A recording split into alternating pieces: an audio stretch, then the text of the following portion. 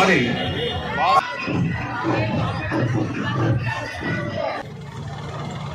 ఈ నియోజకవర్గానికి కోఆర్డినేటర్ అయినటువంటి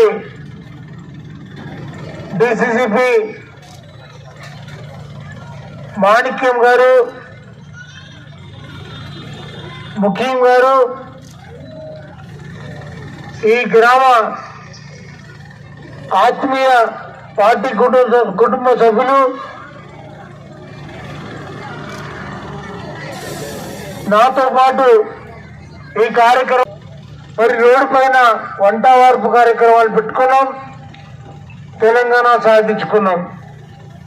సాధించుకున్న తెలంగాణలో అందరూ సుభిక్షంగా ఉండాలి, సుసంపన్నంగా ఉండాలని చెప్పి కేసీఆర్ గారు నిత్యం మనకోసం తపన పడుతూ ఈ 9.5 సంవత్సరాల్లో ఈ రాష్ట్రం దేశానికి ఒక ఆదర్శంగా మరి జరిగిన అభివృద్ధి ఈ సంక్షేమం మొత్తం దేశానికి ఒక దిక్సూచిగా తయారైంది.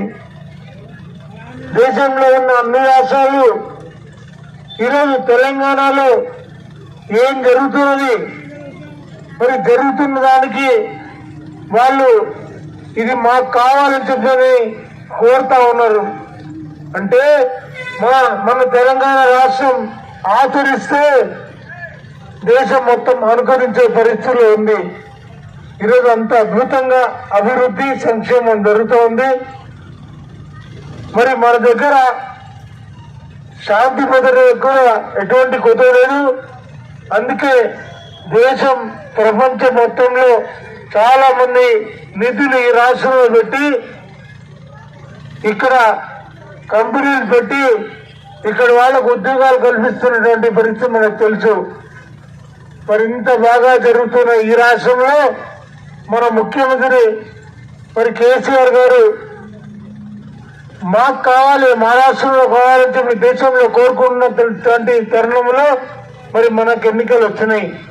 3వ ముఖ్యమంత్రిగా మరి ప్రజలందరూ కూడా పెద్దలతో దీవించి మీ అందరి సపోర్ట్ కావాలని చెప్పి మరి కోరుకున్న సందర్భంలో మరి ఎక్కడికి వెళ్ళినా ఏ సభ పెట్టినా తండగా లక్షలాది మంది జనం వచ్చి వాళ్ళ మద్దతు తెలుపుతూ ఉన్నారు. మరి ఇప్పుడు ఇక్కడ ఈ గ్రామంలో కూడా మీ అందరి నిండు మనసు దీవెనలు ఆశీర్వాదం, అదే రకంగా పూర్తి మద్దతు కేసీఆర్ గారికి టీఆర్ఎస్ పార్టీకి ఉండాలని చెప్పి మిమ్మల్ని హృదయపూర్వకంగా కోరుకుంటున్నాను. మరి కేసీఆర్ గారు ఆశీర్వదించి నన్ను అభ్యర్థిగా ప్రకటించి బీఫామ్ ఇచ్చి మీ అందరి అండదండ కోసం మీ ఆశీర్వాదం తీసుకుని మరి ఓటేసి గెలిపించమని మీ దగ్గరికి పంపించారు. మీ అందరూ కూడా మరి నాకు 30 తారీఖు నాడు జరగబోయే ఎన్నికల్లో అభ్యర్థి నేను మరి చింతా ప్రభాకర్గా మీ ముందుకు వచ్చి మీ అందరికీ శిరస్సు నమస్కారాలు తెలియజేస్తూ మరి మిమ్మల్ని వేడుకుంటా ఉన్నా. మీరందరూ కూడా కారు గుర్తు మీద 30 తారీఖు నాడు ఓటేయాలని చెప్పి పేరున మీ అందరినీ ప్రార్థిస్తా ఉన్నా. జై తెలంగాణ.